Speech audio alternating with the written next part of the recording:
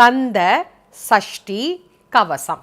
கந்தன் அப்படின்னா முருகன் அப்படின்னு எல்லாருக்குமே தெரியும். ஏன் அவருக்கு அந்த பேர் வந்தது? 6 குழந்தையாக 6 தாமரைகளில் இருந்த அந்த குழந்தையை அம்பிகை ஒன்றாக அரவணைக்கின்றாள். அப்போது அந்த குழந்தை ஒன்றுபடுகிறது. ஒன்றுபட்டதனால் அவருக்கு கந்தன் என்கின்ற பெயர் உண்டு. கந்தம் அப்படின்னா வாசனை அப்படின்னு ஒரு அர்த்தம் உண்டு. வாசனை நிறைந்த மகிழ்ச்சியான வாழ்க்கையை தரக்கூடிய பெருமான். அதனால இவருக்கு கந்தன் அப்படிங்கிற பெயரும் அமைந்துள்ளது.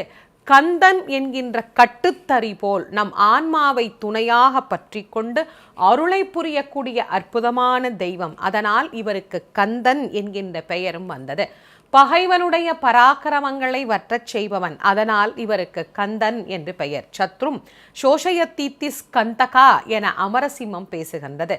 ஸ்கந்தன் என்கின்ற வடமொழி வார்த்தை தமிழில் கந்தன் என வந்தது. ஆக ஒன்றுபட்ட அற்புத தெய்வமாகிய கந்தனை பற்றி பாடிய 6 கவசங்கள். சஷ்டி அப்படின்னா 6 அப்படின்னு ஒரு அர்த்தம் உண்டு. திதிகளிலேயே சஷ்டி என்கின்ற திதிக்கு ஏன் அந்த திதி பெயர் வச்சாங்கன்னா அது 6வதாக வருகின்ற திதி. அதனால் அதற்கு சஷ்டி திதி அப்படின்னு பேர். ஆக கந்தனை பற்றி 6 கவச்சங்கள் பாடியதனால் இதற்கு பெயர் கந்த சஷ்டி கவசம் என்று பெயர். கவசம் அப்படின்னா காப்பு அப்படின்னு அர்த்தம்.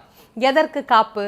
ஒரு போருக்கு செல்லக்கூடிய போர் வீரன் தன்னுடைய உயிரை காப்பாற்றி கொள்ள வேண்டும் என்பதற்காக கவசம் அணிந்து கொண்டு போருக்கு செல்வது அப்படிங்கிறது வழக்கம்.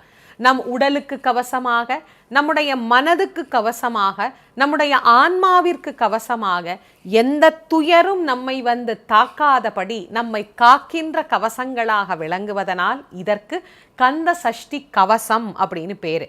பெயருக்கே இவ்வளவு சிறப்பு இருந்ததுன்னா இந்த பாடலுக்கு எவ்வளவு சிறப்பு இருக்கும்? முருகப்பெருமான விரும்பி முருகப்பெருமான் நமக்கு கண்ணெதிரே வந்து காட்சி கொடுத்து எந்த துன்பமாயினும் அந்த துன்பத்திலிருந்து நம்மை மாற்றி அனுக்கிரகம் செய்யக்கூடிய ஒரு அற்புதமான பதிவு அப்படின்னு பார்த்தீங்கன்னா அது கந்தசஷ்டி கவசம் தான்.